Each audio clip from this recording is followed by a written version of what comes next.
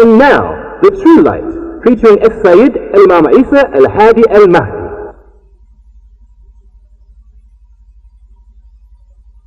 We were created like 76 trillion years ago in air pockets.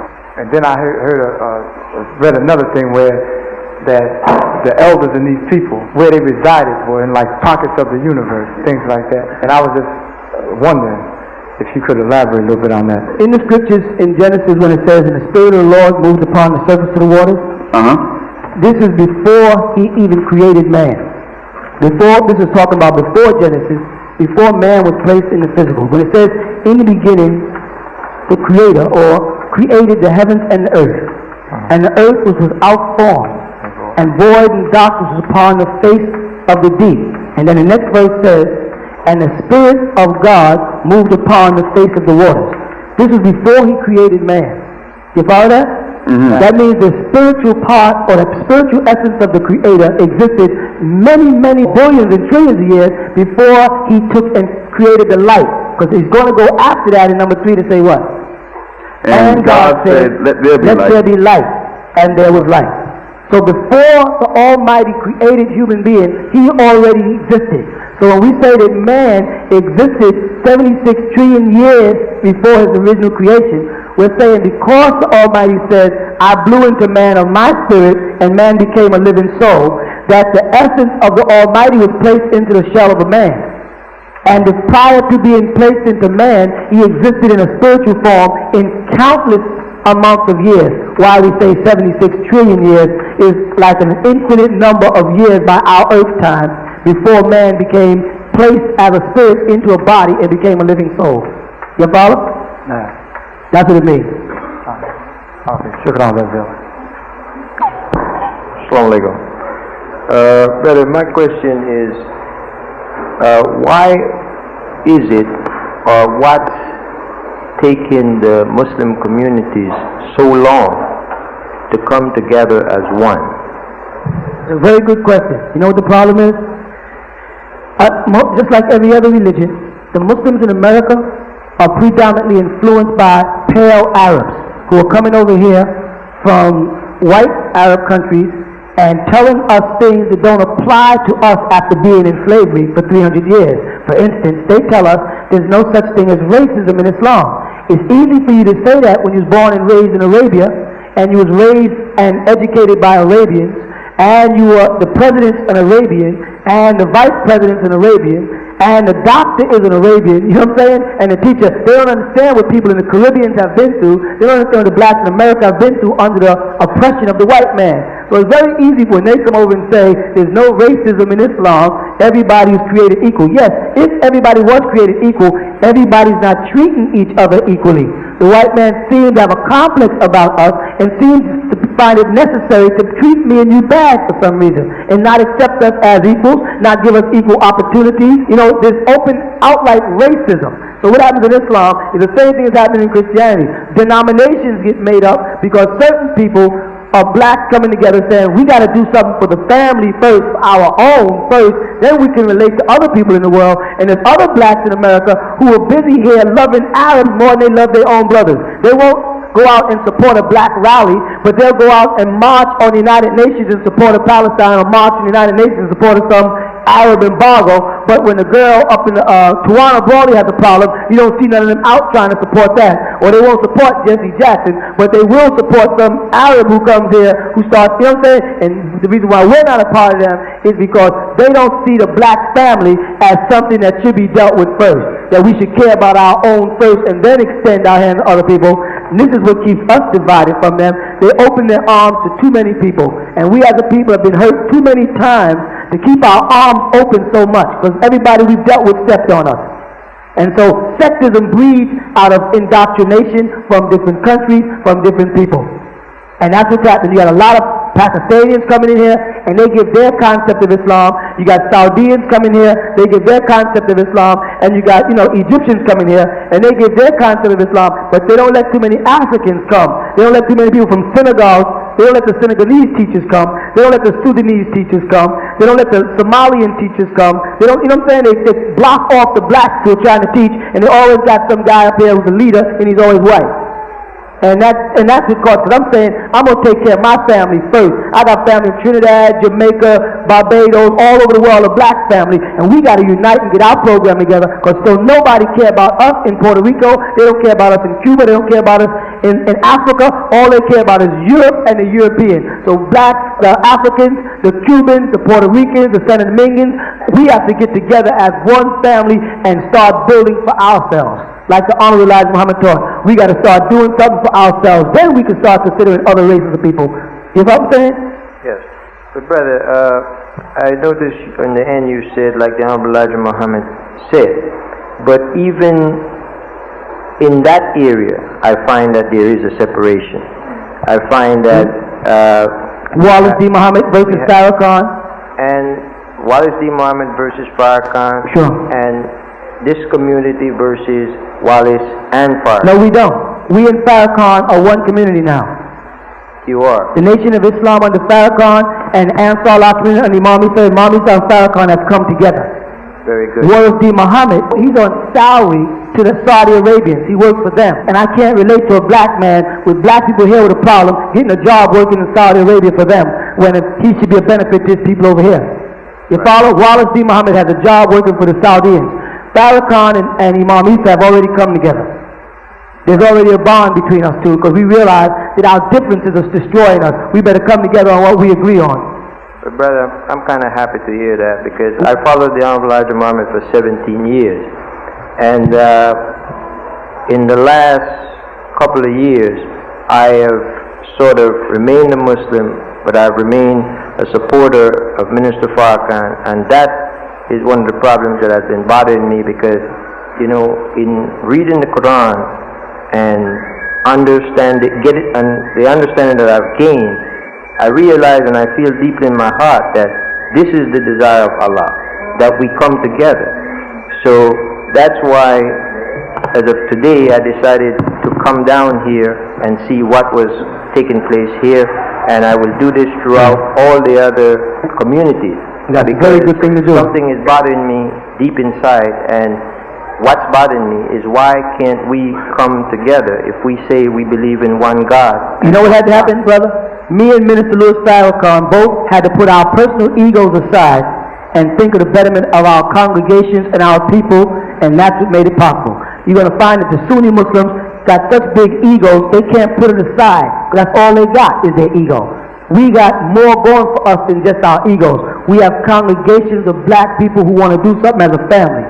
So we were able to put our egos aside, put our little differences of opinion, his idea of Master Fard Muhammad as opposed to mine of Allah subhanahu wa ta'ala, his ideas of certain things where we may differ, we put that aside and said, let's get together on the things that we agree on, because we got people depending on us and looking at me and you for guidance, and me and you got to show them some type of example. And this dividing is causing us to be conquered.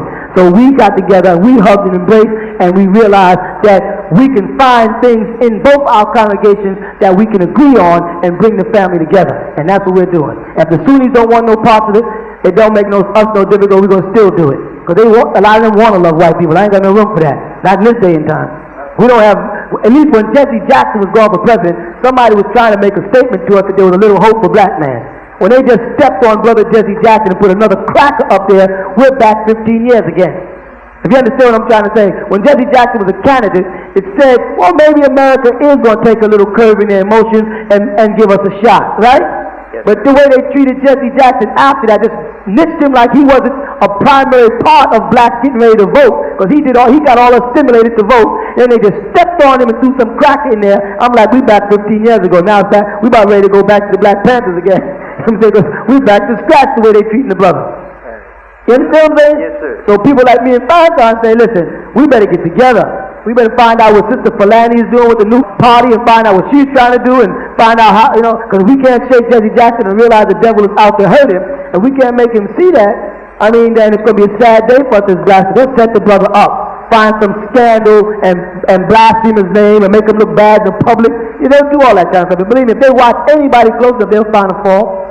So we got to get together as a people, the black man, and do something for our families. We got families starving all over the world, throughout the Caribbean, all over Puerto Rico, and our people are starving. And we got to get together and do something as a family, and that's why we came together. And we're trying to convince other congregations to do the same thing and put their egos aside. You know what I'm saying? Just lay your ego aside and I'm the imam of this and I'm the great this. Right. Put all that aside. If you're really so great, then you can put it aside and let our congregations come together. Right. That's the best way. And let the congregation decide what the truth is. Okay? I'm glad you brought it up too. Right.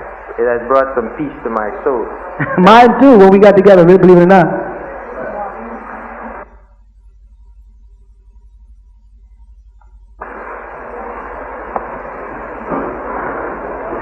Assalamu alaikum. It seems like we got to a conclusion about the answer might be that we got to come together. All right, you got different congregations, right? You got different religions. You know, you got black people, you know, with the Jehovah's Witness, you know, Seventh-day Adventists.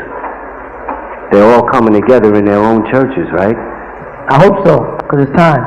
And still, I mean, what's the bottom line? I think the bottom line would be if all of us got together and was able to sit down and talk to each other without arguing and versing and just talk, we'll find out who got the truth. The truth will come out while people are sitting together. But as long as the Jehovah's Witnesses feel we're wrong and we feel they're wrong, and you know, and all the ministers are walking around keeping the congregation from locking into each other, that's not doing us no good. I think that once we all get together as a family, and we can sit down with we Jehovah's Witness, Seventh-day Adventists, Pentecostals, black Muslims, Sunni Muslims, Shia, anything, and we all can get together and start to just meet on the things that we agree on, that we are one people and we need each other, then we'll assimilate where the truth is at amongst us. You follow what I'm saying? And once that's done, we can start building that nation. But as long as we're divided, they're going to keep conquering us. As long as we're little splinter groups, they'll keep us against each other and they'll keep us, weak. But if we start uniting, they can't stop us. Well, could you give any additional points for the young brothers and the sisters as a step one basis? Yes. You know, as you go out there to fight the system or, your hang-ups or whatever. I mean, I understand. Yeah, I think the first thing we have to learn to do as a people is start rejecting his stereotypes. You follow? In other words, he puts out a certain dress style and we all wear it. He puts out a certain kind of music and we all listen to it. He has a certain kind of automobile out. Young black boys are buying these new these low cars with the riders on the side and he has a certain, we got to rebel against these stereotypes, because as long as we keep complying to the stereotypes, he has a certain amount of control over the way we think. Then the next thing is we got to become concerned with each other. I got to start caring about your problems. And you guys can care about my problems. We got to start buying from each other and trying to create products to sell to other people instead of always us buying from everybody else and selling nothing to nobody economically. We got to think in terms of educating our children with a new image in their minds and their souls and get this white supremacy out. The devil food cake is black and angel food cake is white, and good guys ride a white horse and bad guys ride a black horse, and dark shadows is evil. We got to change these subliminal indoctrinations that has been put in our minds. The Sunni Muslims don't want to picture the Prophet Muhammad black, but what they don't realize is that the white Arabs have already put one out in their mind in the hadith as white. You understand what I'm trying to say?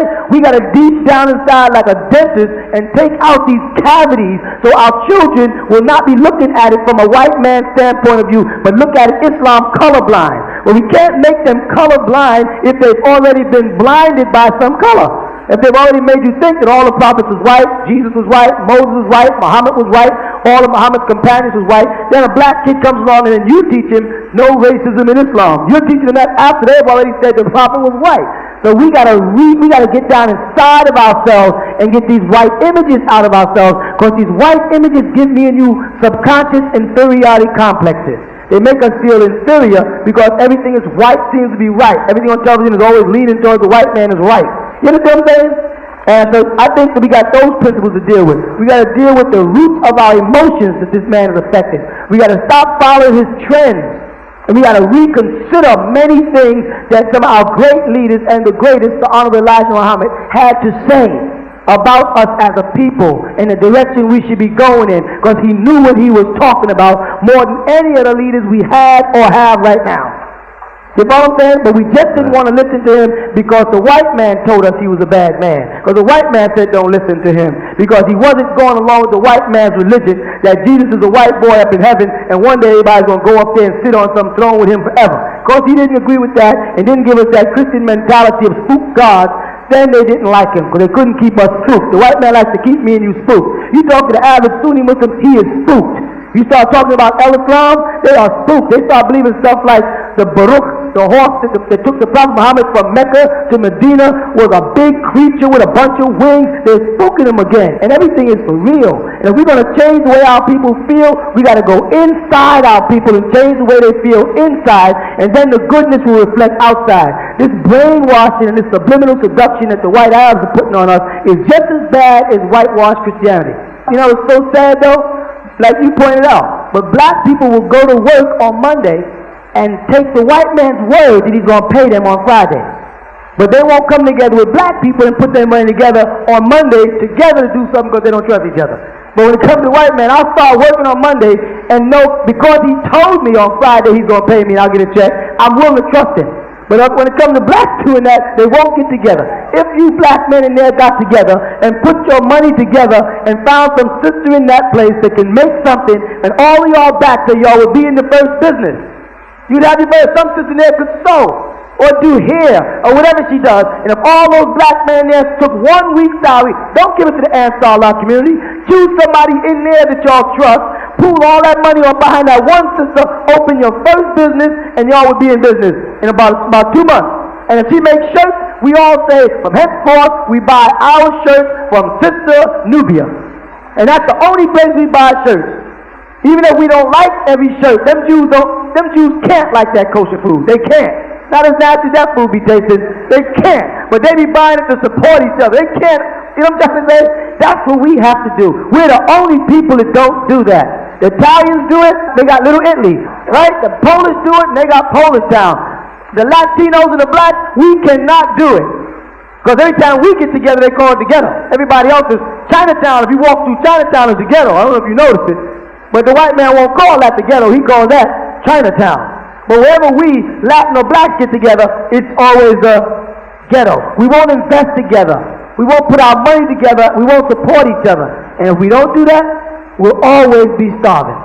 And the white man loves that divide, because in that divide is that conquer. You hit it. As soon as we make our money, we spending it. True.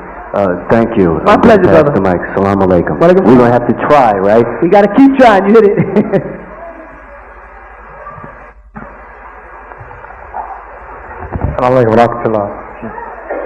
I'm trying to figure out in the scriptures, is there in the divine a time period for certain miracles to take place, a certain types of, whereas you could actually what is called being saved, like when that woman of when Joshua sent his 2 captains into the city, Rahab's house, mm-hmm. And the woman, which was Rahab's house, she prostitute or harlot, she hid the 2 captains up in the top of the barn. That's right. So for her work, she was spared the destruction. That's right. And like with Eliphaz and Job and with the 3 guys, that's right, they were asked for Job to pray for them, and through Job's prayer, it says that they were saved. Okay, go ahead. I'm searching, Imam Isa. Yes. Believe me, our Father Elijah Muhammad, Alhamdulillah, and what you said that he told us to come to you is a fact beyond doubt. I don't have no dispute with that. And but one day I had asked you to pray so I could find the strength within me, right, to come into the community, because my family, I can't find no excuse. But I can't find out why I won't come. Let me end that problem for you. And the reason why I told you I couldn't pray for you is this. Because remember, the prayers that Muhammad sallallahu alaihi wasallam received, the way he was taught to pray by the angel Gabriel, was different than the way the children of Israel were praying. It was very similar, but there's one thing in that prayer that sticks with me that a lot of Muslims seem to miss. And that's Sami Allah liman hamada Rabbana wa lakal hamd. Allah will listen to those who are grateful to Him only. You see that? And then it says, our sustainer to you is due all gratitude. Sami Allah liman hamada, Rabbana wa lakal hamd. And that's why when people say, will you pray for me? I say, Allah only listens to those who praise Him. They got to go do it themselves first. They got to get the battery charged. Then put it in the radio and the music will play. That's what I was trying to say to you. There are many people who come to me to be healed, and for different reasons I'll do different things. But what I'm trying to say, when a person says, pray for me, Imam, in all of my prayers I include everybody. But I will not signal out an individual, because I'll say, Allah says, Sami Allah liman hamada, Rabbana wa lakal hamd. He's asking you to do that yourself. That's the only one I told you that. You understand what I'm saying? Yeah, you answered my question in Shukran Zazil, because that's what I was trying to find out, because I would read a story or something where, like, for a certain goodness, because I try to be a good brother as far as helping people and helping anybody I could, you know, with mathematics involved. I was just trying to figure out, you know, what these people could be prayed for before. Is there a certain time with which divinity takes on a certain form? And you answered that by saying Prophet Muhammad sallallahu alaihi wasallam's prayer it changed the actions of the whole purpose of the Quran was to clear up and perfect all those things that Israel was messing up. And that's what the Quran came for. Allah, that's the Quran was perfectly made to, you know, every little flaw that Israel said, well, can we do this? And can we do that? And should we do this? That's why Allah said, Bismillahir Rahmanir Rahim. ذلك الكتاب لا ريب فيه هدى للمتقين الذين يؤمنون بالغيب ويقيمون الصلاة ومما رزقناهم ينفقون. That's why he said this. This scripture does not have any doubt in it. It is a guidance to those who tremble at the mention of Allah. Those who have faith in things though they do not see them, and they are the ones who enforce and keep up worship. You see that? These are the ones who realize that nothing belongs to them, because Allah is razaqnahum yunfiqun. He is the provider. You see what I'm trying to say? That's why it came. It came to tell Bani Israel, you want another kalam, another word min Allah Ta'ala? Ha! Here it is. Al-Quran. La rayba fi. There's not one doubt in it. Huda lil muttaqeen. A guidance for those who taqwa. والذين يؤمنون بما أنزل عليك وما أنزل من قبلك وبالآخرة هم يوقنون. It is a guidance for those, and it tells them when it says والذين يؤمنون, this is speaking about, this is for those who have faith in what was nazala, sent down إليك Muhammad, وَمَا أُنزِلَ مِن قَبْلِكَ, and what was sent down قَبْلِكَ, before you Muhammad. وَبِالْآخِرَةِ هُمْ يُوقِنُونَ. And when the last day comes, you will be successful. You understand what I'm saying? That's the protocol of it all. And that is what speaking in tongues is. Speaking in a foreign tongue and interpreting it. Not just going blah blah blah blah blah blah blah blah. That's not what I'm doing. If you learn Arabic, you learn that that's what I'm saying is what's written in that Arabic. Okay? Shukran Zazil. Assalamu alaikum wa rahmatullah. Wa alaikum salam.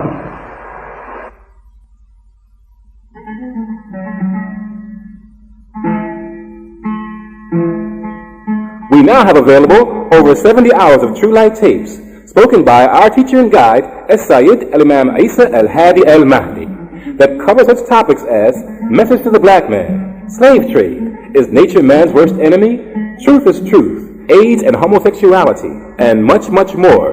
These tapes will serve as a constant guide in your growth and knowledge of Islam.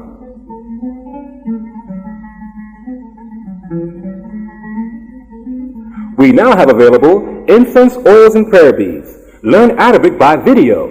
You can learn Arabic regardless of what age. You can start now, and in 6 months to 1 year, you will be speaking and writing classical Arabic of the Quran. So hurry down to the original Tents of Kedar, 717 Bushwick Avenue, and pick up your copy of Arabic lesson tapes on video. Excuse me, sir. First question I'd like to ask you is, what's the difference between you and Farrakhan? Why haven't y'all got together yet? Okay, me and Farrakhan have gotten together. and we have put aside our minor differences for our family, which is the Nation of Islam. We both acknowledge the Honorable Elijah Muhammad as a chosen messenger from Allah. I didn't say he was Rasul, I didn't say he was Nabi, which means I didn't say he was an apostle, and I didn't say he was a prophet. I said he was a messenger from Allah, sent to the people, to the lost found in America, to bring them to a certain amount of consciousness to prepare them for the last day. You follow? So we have come together, and we are negotiating. We're talking back and forth every day now on the different things that the Nation of Islam's newest color of all of the FOI uniforms will be white soon. These are things we're beginning to work together, and we're going to make sure as a family we're strong. And we both uplift our leadership to Honorable Elijah Muhammad. Okay? All right.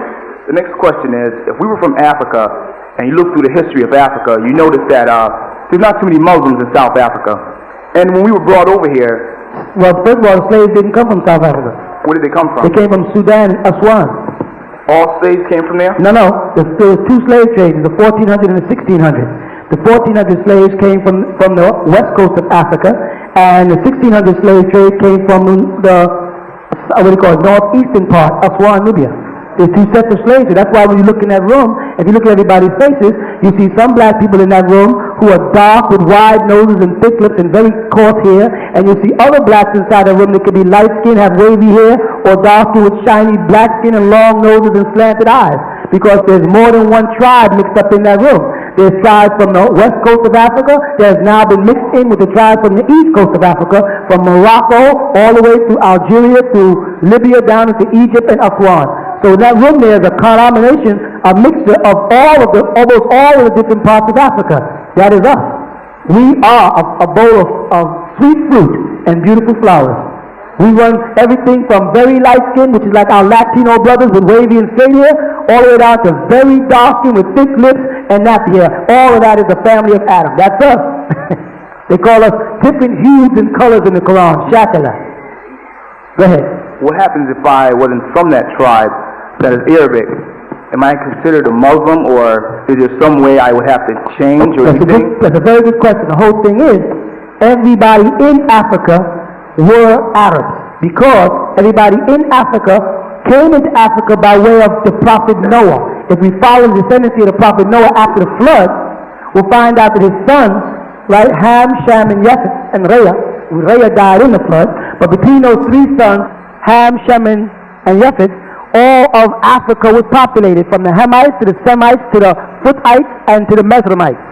The Mesramites are the Egyptians, and the Hamites are the Somali and Ethiopians. The Foothites and the Libyans are the people of Libya, and up that way. And then you have from Nuba, from Sem, you get the son Haliva, which is Nubia, which is all down there. So Africa was, the whole continent was spread by the sons of Noah. And before Noah moved into Africa, he was an Arab, because the word Arab, don't let them confuse you. See, they make it look like it's a nationality. The word Arab is the word Araba, to move about, to go from place to place. So when his family left Asia, and in Asia, under the Honorable Elijah Muhammad, when he taught us we are the original Asiatic black people, he was talking about before we migrated from Asia into Africa. When we moved into Africa, we became known as Nubians or Africans or Ghanaians or Nigerians. The white man gave us a lot of names because he couldn't deal with us for what we were, which was blackface, which was the original name of Ethiopia and Egyptian. When they first called us Egyptos, they were saying the burnt-faced people, or Sudanese, which is from the word Sud in Arabic, which means black. So when we left Arabia, we migrated, so they called us Araba. Those who migrate, just like Abraham and then we'll call Hebrew when they cross the Tigris, because Ibra in Hebrew means to cross from one side to the next. So people were calling us these. So the word Arab became synonymous with an act we made when we left Asia and went into Africa.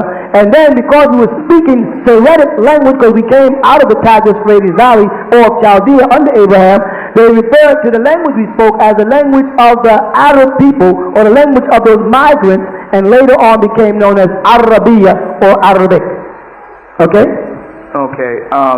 The next question is, for Muslims that are starting their own business, how do you back them, and do you back them What are the means? I mean, is it just spiritually, financially? How do you go about backing a Muslim starting a business? We back them every way we can. We tell other Muslims support the business as long as they're not selling drugs or alcohol or pork. There's a lot of Muslims here from Yemen, and they got these stores on the corner, these grocery stores, and they say they're Muslims, but they sell pork and they sell cigarettes and they sell a lot of stuff. We don't back that. But if you open a clean, healthy store, I don't mind walking my 10-year-old daughter in and be able to say, see that brother there, he's in business, then I will tell my families and all the Muslim families, support that brother. If the brother has an idea and he doesn't have the finance to do it, and he has a good idea and he can show me where it's constructed and sincere, then we might even back it. I'm saying might because I don't want to make no promises that the community might object to. We would, in most cases, back him financially to help him get in business. Who would I talk to about that? You can talk to the brothers in the front, you can talk to brothers, because it's like a family, it's an organization here. So you can just about talk to most brothers, and they'll say, well, this brother's closer to the Imam, he talks to the Imam every day, this brother runs businesses, and it's like that. It's not as regimented. We need the regimentation that the Nation of Islam offers, like FOI and stuff like that. We need it, and we're working towards it now, but we was always very loose here. Everybody's just family. Just now beginning to realize that the FOI, MGT, and GCC is something needed in the Ansar Allah community, and it will be enforced in due time when we have, training, girl training, general civilization class, and FOI, so we're prepared for whatever's going to happen. These are all the compromises that we're making. They're going to white, and we're going to make an FOI, etc., etc., etc. But you can talk to any of the brothers in the front, and they can get a message directly to me. I am not out of reach. I don't hide. I'm doing this there because it's easier for me to talk from here down. Last week I was in the class talking to the people who were there. This week I just happened to be here. You follow what I'm saying? Right. So I'm not out of reach. You can get up, you can walk up to me, unless I feel uncomfortable. And if I see in your eyes where you're going to be disrespectful or arrogant, I will ride with you as long as I can until I can't take it anymore. Then I'll just go back to being George. Okay. Say, what's up? You saying that you're supposed to raise up these kids 144,000? No, I'm saying you're supposed to raise them. I'm supposed to give you the doctrine to do it with. And what has to happen is you have to marry women. This makes it so difficult, son. Y'all have to marry women who we know have already been defiled, because we all have been defiled by the harlot, right? We have did all the wrong things, but we have to give birth like Mary's mother gave birth to Mary. That's why we call her the Blessed Mother Mary, because she was also blessed. And she is to give birth to the Messiah. Just the thing y'all have to do.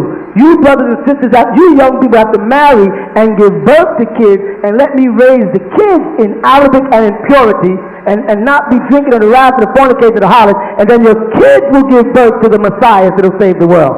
Do you understand? People keep thinking they're the 144,000. How can you fool yourself into thinking you're the 144,000 with all the devilish that you done did your whole life? Why don't you stop fooling yourself, Junior?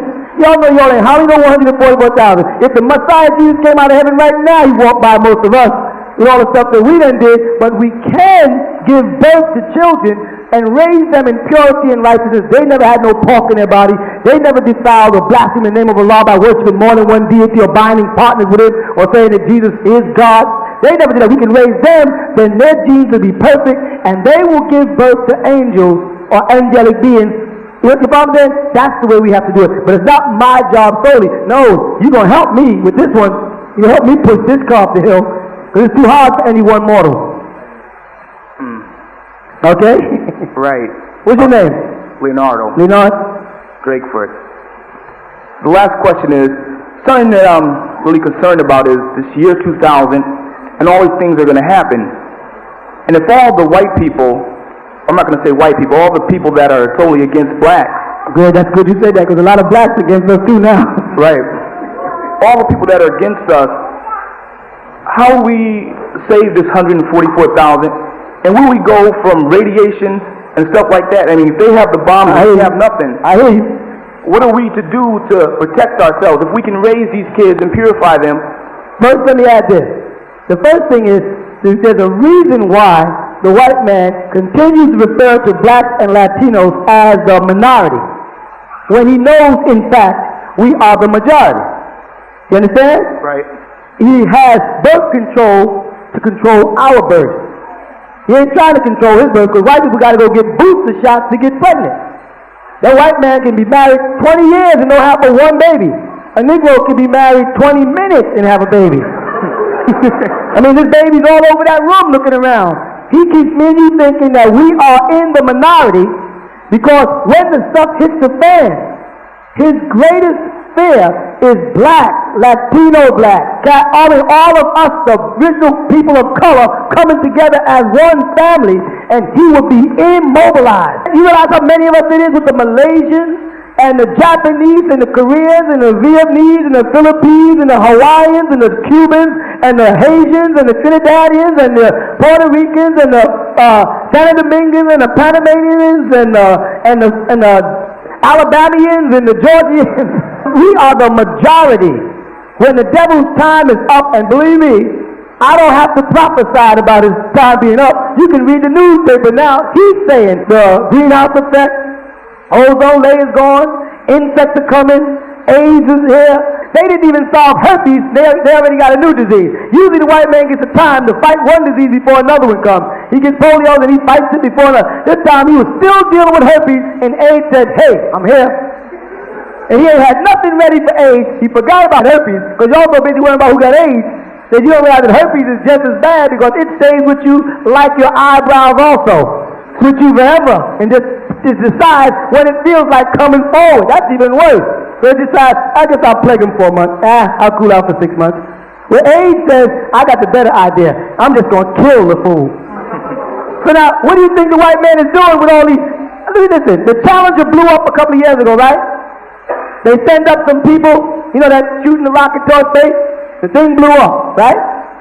Now they're complaining about the budget of the United States of America, the deficit, the debts we in, how foreign countries are not paying their debt, how the country can go into depression, etc., etc., etc., and they spend another $5 billion sending another rocket up in his face for the fun of it. Or is it for the fun of it? Or does he know something he ain't telling you about what's going to happen to the earth, and he's trying to get a taxi out of here? Which really ain't funny. I mean, we may laugh, but that ain't funny. If the country is in such a bad state economically, how come they got the money to throw up another rocket? And what do they call it? Tell me, somebody. Will y'all please tell me what they call it? They call it the shuttle, correct? Do y'all know they call it the Challenger, the shuttle? What is a shuttle? How many people came from New Jersey? Anybody who came from New Jersey took the shuttle from one train to another to get here. Now, when he tells you that that's a shuttle, what is he telling you people? Somebody's planning on leaving here, leaving the planet Earth. After they are the ones responsible, because us in Africa and the Caribbean, we wasn't the ones making bombs and making all kind of cans and destroy. We wasn't doing all this nuclear destruction. We still got flowers growing in Puerto Rico. We still got fruit trees there. Only America is predominantly brick and concrete and industry. You go to New Jersey, the air of New Jersey is nothing but disease. The water in Philadelphia, they admit it's poison. Now this man then poisoned the planet. He's killing all the animals. He's killing all the people. Now he got a shuttle trying to get out of here. He's going to desert and leave it on me and you. But fortunately for us, the scripture tells us not to fear. If you turn your book to Revelation, chapter 18, it says, after these things I saw another angel come down from heaven, having great power, and the earth was lit up with his glory. And he cried mightily with a strong voice, saying, Babylon the great is what, y'all? Fallen. Is what, y'all? Fallen. And has become an inhabitant of what? Devils. And a hole of every foul what? Spirit. And a cage for every unclean and hateful bird. For all nations have drunk of the wine of the wrath of the fornication. Right? That's right. And the kings of the earth, that's you, that's y'all in there, who were once kings and queens, but now what are we? Right? And the kings of the earth have what? Committed fornication with her. Committed fornications in her. We blaspheme. We watch pornography. We indulge in all kind of lust. We wear mini skirts and we think it's sexy. We wear all kind of, just go to the beach and you might as well, forget it. Y'all know what I'm talking about though? And the bad thing about it is, even if you're trying to raise your kid in decency, you can't even let your kid watch a movie, a cartoon, before they threw on some lust or some perversion. What do you think the Odd Couple is about? Odd Couple is about two homosexuals. That's what the whole program is about. Subliminally placing in your mind that Felix Unger is a faggot and the other one is his boyfriend. One is a little housekeeper. How many men you know walk around tidying up the house? But you don't see that. They're placing this in your son's mind in a quiet kind of way. For all nations have drunk of the wine and the wrath of the fornications, and the kings of the earth have committed fornication with her, and the merchants of the earth are waxed rich through the abundance of her delicacies. Other countries now are becoming millionaires, like Arabs. They became rich from selling oil to America. Correct? That's what it says right in the Bible. And I heard another voice from heaven saying, come out of her what? My people. Get out of her, y'all. That ye what? Be not partakers of her sins, and that she receive not her plagues. So that means the day will come so that we don't suffer her plague. Well, Marcus Garvey tried to get us out of here. Did we go? Nope. Now do blacks have herpes? Yes. Do blacks have AIDS? Yes. Are we suffering her plague? Yes. You walk down 42nd Street with your family and you got to see some pornography on the wall, right? Yes, you do. You got to indulge in that fornication subconsciously even if you don't want your kids to see it. You don't know what they're going to be exposed to at school because some little girl wears a mini skirt or whatever the case may be, right? That's right. That's what the Bible says.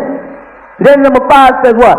For her sins have reached unto the heavens, and the law hath remembered her iniquities. The devil's sins are so great that heaven is even being disturbed by them. And all her evils is being remembered by the Most High. He's going to reward her even as she rewarded you, a double unto her, double according to her work. This beast, this harlot, she's going to suffer twice as much as she made you people suffer. You know why? You know what she says? What did she say? How much she has glorified herself. Okay. Torment and sorrow gave her. She made people suffer and made people sad and tormented them. That's what she did. But she says in her heart, that means America believes in her heart, I am a queen. That's the harlot that sits on the beast that controls the world with the United Nations. I am a queen and am no widow. I didn't inherit America by losing death. They just came in and took it from the Indians. No bloodshed. I became a queen without inheritance. Like the Queen of England, she got it through inheritance. The kings of Arabia, they got it through inheritance. The kings of Africa, they get it through inheritance. The kings in China, they got it through inheritance. America says, what did she say right there? And she saith in her heart, I stood a queen and am no widow. That's right. I didn't get it through inheritance. I took what I got. Therefore shall her plague come in one day. Because she took it, now she's going to suffer in one day. What's going to happen to her? Death. And mourning. Go ahead. And famine. Go ahead. And she shall be utterly burned with fire. For strong is the Lord of law who judges her. You know what's happening? That fire is taking place all over the country right now, but you don't see it because it ain't in New York. If you went out west, you'd find this Yellowstone Park. A lot of people don't know 40 million acres of burning is more than New York. All of New York can burn down in 40 million acres. This country is on fire, literally. You all know it's still burning? It ain't out yet? Let's go back and see what the Lord said you're going to get for that. They said death. Every night you turn on television, somebody done shot somebody to death. Or some plane crash, or some car crash, or some bus turned over, or there's been a fire, or some kid stabbed this kid, or shot this kid, or robbed this here, right? We are already in the day of death. What's the next part? And mourning. And now innocent people are being killed, so their parents are doing what? Mourning. Suffering. People ain't got nothing to do with it. Some punk selling crack drives by and shoots your brother just hanging on the corner. And now you gotta suffer. And famine. Do we have famine here or not? Yes, we do. Don't you see the prices shoot up this year because of all the crops that died this summer in this country? And she shall be utterly burned with fire. For strong is the Lord of law who judges her. All the things that's happening in the New York Times right now is written right here in the book of Revelation. The fires, the deaths, the plagues, the diseases, it's all right here. And it tells us she deserves it. But we should have been out of here. It told us we should have left. But no, we loved white man. Why? Because the white man gave us nothing. But it taught us to eat wrong food. Yes, sir. If we went back to Africa, how will we survive? They're not even doing too hot over there themselves. That's right. But you know what you're missing? That when the Mahdi came in the Sudan in 1845, when he was born, he had a prophecy written in his writings that he was to ride forth from Sudan back into Arabia with a black flag. You understand? He was to conquer Arabia with a black flag. Now, Arabia is his because he is a descendant of Noah who came out of Asia and came into Africa. So when the Mahdi came after the last prophet Muhammad, he was to ride forth and conquer all Arabia. Muhammad said, the world will not end until a man of my family is ruler over all Arabia. And what happened after that? Oil was discovered, correct? If we would have followed the Mahdi when he came, all the Sudanese marched back into Arabia, which is a baby as far as size. Arabia could fit in Sudan about 12 times. We would have marched back and conquered Arabia. The oil would have been in our hands as a people. You understand? We would have had the wealth to stop the starvation in Ethiopia. You understand? But we did not obey our calling as a people. We never obey our calling. When the Honorable Elijah Muhammad started teaching, 1933, if we would have obeyed then, we would have been a powerful nation today. But we rebelled against Honorable Elijah Muhammad and accepted all kind of crazy people, all kind of leaders that had no intention of doing anything for us as a nation. That is our problem. You're right then. If we got back into Africa now, we'd make a big mess of it.